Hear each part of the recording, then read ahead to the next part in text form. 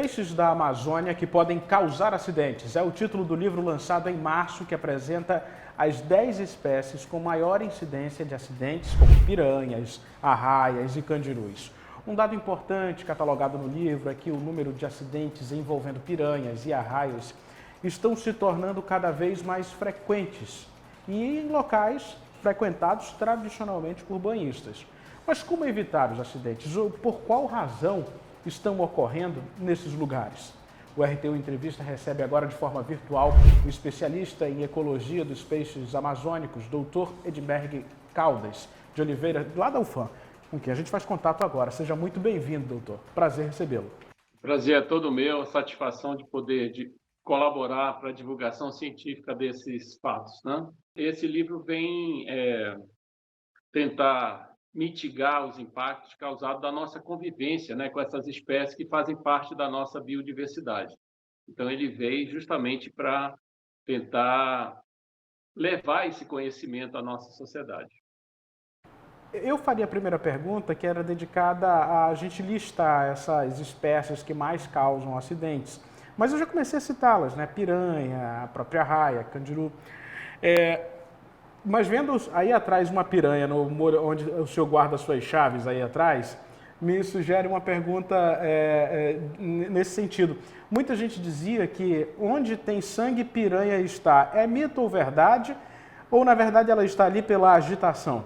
São vários fatores, na realidade, mas o que a gente tem que levar em consideração é que o hábitat dela são os rios, são animais aquáticos, né?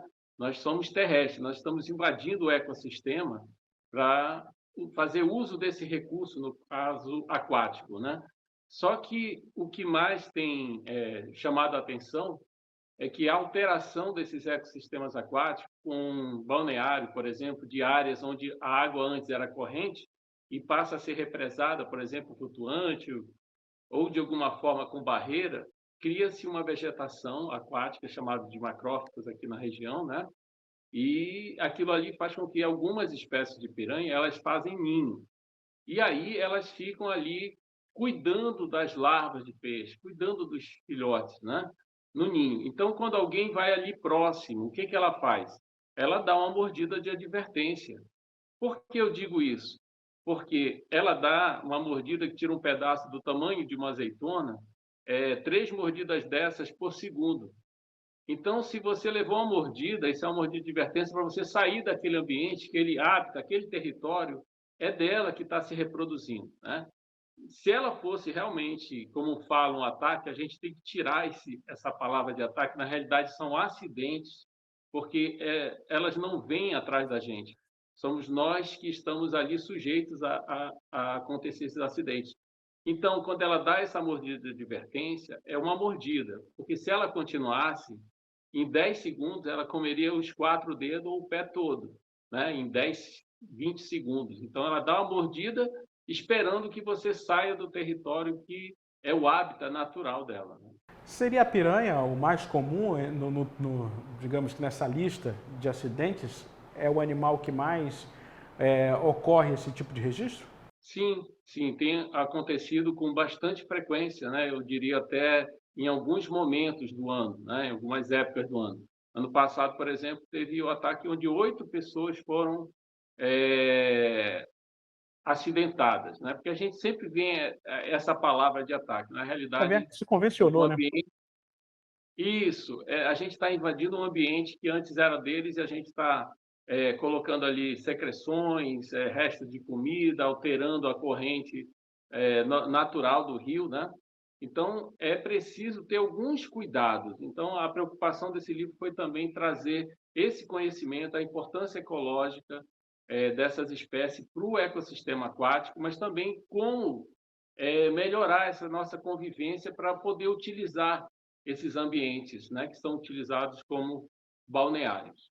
Para a gente depois avançar nesse aspecto de como evitar, e a gente já deu um pequeno spoiler nessa sua resposta, vamos só listar piranha, arraia, candiru, quais seriam as outras 7 espécies entre essas 10 aí? É porque tem alguns peixes que, na realidade, como o próprio título do livro diz, que podem causar acidente. Não necessariamente eles vão causar, né? Que existe um potencial aí, dependendo do comportamento nosso, do homem. em relação à natureza. Então, como melhorar essa convivência? Vou dar o exemplo, por exemplo, de bagres, né? Eles têm aquele o ferrão, o aguilhão, né, na nadadeira dorsal, nas nadadeiras peitorais. Então, manipular na hora que vai retirar da rede, geralmente acontece com pescadores, O senhor está falando do mandinha aí, né? do mandi, exatamente. Mas tem outros bagres, como o próprio cuiu-cuiu, né, o bacu, são bagres também que podem causar esse acidente, dependendo se você pisa no ambiente onde ele está, né, ou se você manipula numa pescaria, alguma coisa assim, porque ele é uma forma de defesa passiva do peixe, né? Ele não tem como fazer isso voluntariamente, mas ele faz porque ele se sente estressado no momento que ele é retirado da água. Então, ele eriça os espinhos ósseos e aí pode causar esse ferimento. A mesma coisa com a raia também, quando ela é pisada, né? E aí já Candiru já é um pouco diferente, porque são alterações da água mesmo, né? E geralmente acontece onde tem essas questões das secreções, do sangue, né? Então é um pouco diferente. E a outra espécie que você me perguntou, né, é a questão também de peixes que têm esse potencial, mas não tem nenhum registro de acidente, como é o caso de tubarão. Já foi capturado tubarão em frente a Itacoatiara, por exemplo, nos anos 80, né? No início, final dos anos 80. E foi registrado, inclusive tem foto, tudo, que infelizmente a gente não conseguiu, porque é um acervo muito antigo, né, dos anos 80 ainda, mas a gente está à procura dessa foto, e ele já foi registrado também na cidade de Iquitos, né, no Peru. Então, no Peru, se ele chegou lá, ele atravessou, subiu todo o Rio Amazonas. Então, portanto, apesar de não ter nenhum registro oficial, né, de ataque de tubarão, os tubarões eles adentram. Essa espécie, Carcarinos leucas, ele é típico e invade outras regiões dos oceanos, em ambientes em água continental. Ele adentra os rios. Ele tem esse hábito. A gente não sabe exatamente o porquê, mas ele adentra esses ambientes aquáticos de água doce, né? Esses ecossistemas de água doce. E tem a questão do baiacu, que é o nosso único peixe nosso que é venenoso. Nós temos também o candiru-açu, que é muito confundido com o candiru, né? E outras espécies, por exemplo, como o próprio pirarucu, que em 2014 causou o óbito de um pescador, né? Porque ele dá a rabada, se pegar na cabeça, pode dar traumatismo, cabeçada dele também, então tem que ter alguns cuidados. A outra espécie é o poraqué, também tem um registro no Peru, não tem aqui na nossa região, mas ele tem esse potencial de dar esse choque e, às vezes, causa afogamento da pessoa que leva o choque, porque ela pode ter uma parada cardíaca ou ficar inconsciente e se afogar. Tá? Então, existe esse perigo, mas é aquela coisa, são acidentes, como eu estou mencionando várias vezes, né, Caio? Eu vou, eu vou confessar ao senhor que por 2 vezes eu fui ferrado pelo mandi. Uma vez no pé, outra na mão, em pescaria aqui na região do Rio Amazonas, do Rio Solimões. E admito que é uma dor quase que insuportável, né? E olha que dizem que é uma dor ainda bem abaixo daquela que é quando você se acidenta com uma arraia, que é bem pior. Claro que a proporção é muito maior do que com um peixe menor, que é o mandi no caso. Mas avançando nisso, eu me referi a esse caso porque estava na beira do rio pescando e manipulei o peixe de forma errada. Mas às vezes é o banhista que está por ali. Eu fiz matéria há uns 10 anos aqui sobre ataque de piranha na região ali do Rio Miriti, em Manacapuru. E é uma região tradicionalíssima por banhistas, né? Ocorre uma concentração, uma maior possibilidade desse tipo de acidente no período da seca? Alguns dados indicam que sim, né? Tive uma orientanda de iniciação científica aqui na UFAM, e é um dos trabalhos do que a gente chama aqui de PIBIC, né? Que consta, inclusive, alguns dados no livro, justamente essa questão de, na vazante, né, que a gente chama de seca aqui, mas na realidade é um processo de descida das águas do rio, que a gente chama de vazante, e o final dessa vazante seria que é o que nós chamamos de seca. Nesse período, tem maior incidência, né, de captura de piranhas em alguns balneários, né? Ela fez um levantamento a Açutuba, numa praia lá em Novairão e numa praia próxima ali, a Praia da Lua, né? Então, teve uma captura, não ocorrência de acidentes, porque, infelizmente, nós não temos muito registro nas nossas UBS, nem em hospitais.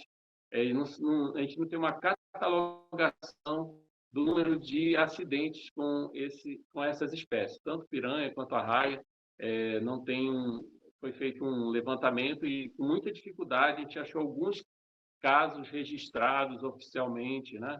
Mas a gente tem essa dificuldade de não ser catalogado. Então, eu estou procurando fazer um trabalho nesse sentido também, né? De sempre registrar quando acontece algum acidente, né? E quanto a isso, eu espero que as pessoas me comuniquem, porque isso vai sendo registrado e a gente tem uma ideia da época, quantos foram, né? Se realmente para a gente tentar entender, além dos fatores que eu falei aqui, quais os fatores também estariam motivando essa maior ocorrência, né? É uma questão cultural também, né, professor? Às vezes a pessoa leva uma mordida de piranha, não costuma ir ao médico, não costuma procurar um atendimento de saúde e você vai tratando em casa. Isso é uma realidade, principalmente entre os ribeirinhos, porque o acesso é difícil a esse ambiente de atendimento, de pronto atendimento. Portanto, eu lembro muito bem disso, porque como mencionando mais uma vez, eu fiz uma reportagem lá atrás sobre isso, sobre os acidentes com piranhas, e foi uma dificuldade à época para conseguir um número sobre atendimentos que tanto a prefeitura ou o governo do estado tinham conseguido cumprir ali, por não ter mesmo catalogado, as pessoas não irem buscar esse atendimento. Então é até um serviço que o senhor presta de tentar fazer esse levantamento de dados. Mas, professor, para a gente falar um pouco do livro e para quem tem curiosidade de acessar o livro, como é que faz? Procura o senhor, o livro está disponível nas livrarias aqui da cidade, em plataformas digitais, como é que pode ocorrer esse acesso? O livro, inicialmente, a tiragem dele foi muito pequena, porque nós investimos, tanto eu como organizador e autor dos capítulos, são 10 capítulos, né? E quanto os coautores, tem vários pesquisadores aqui da universidade, da Polícia Civil do IML, a doutora Marilane, o doutor Rony da Silveira, que faz parte da doutora Marilane Menezes, e ex-orientandos meus, nesses últimos 10, 15 anos aí, os ex-orientandos mais recentes também, né? E é interessante mostrar que a gente fez um trabalho junto ao IML também, junto aos corpos resgatados, para desmistificar essa coisa do candiru, né?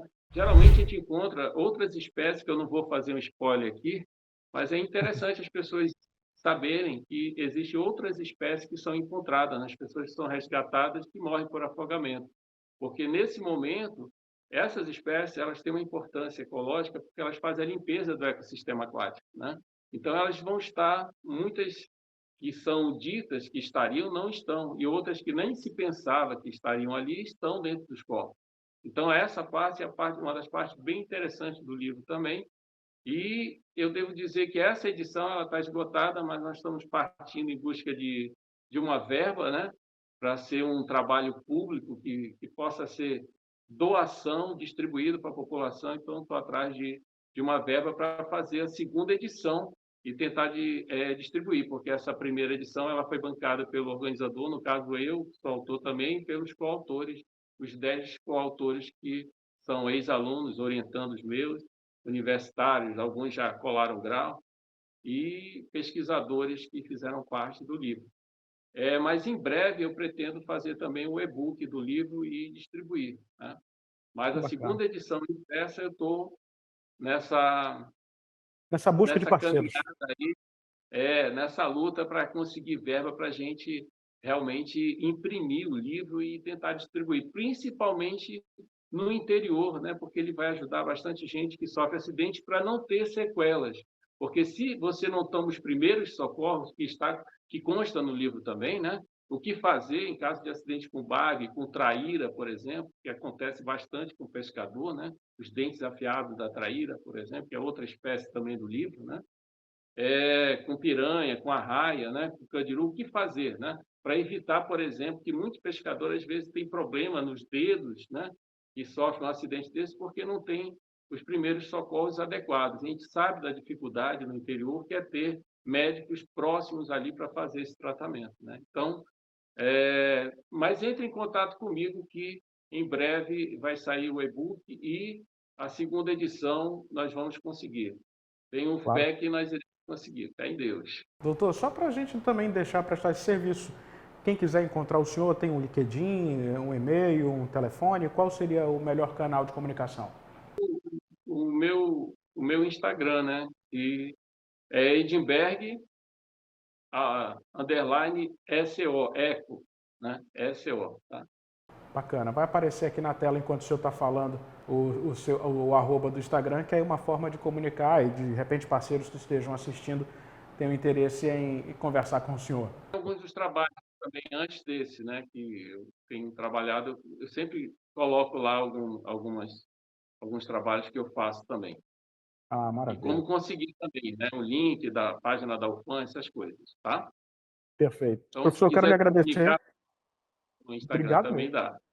Tá bom, não, imagina. A gente que agradece e agradece a sua disponibilidade de a gente falar sobre essas curiosidades, que na verdade é um conteúdo educativo para quem está assistindo, para quem pode, depois de algum tempo, receber só um corte desse conteúdo e entender como a gente deve respeitar a natureza, respeitar os ambientes desses animais que estão ali e principalmente entender que é o momento de ocorrer um acidente, procurar o atendimento correto.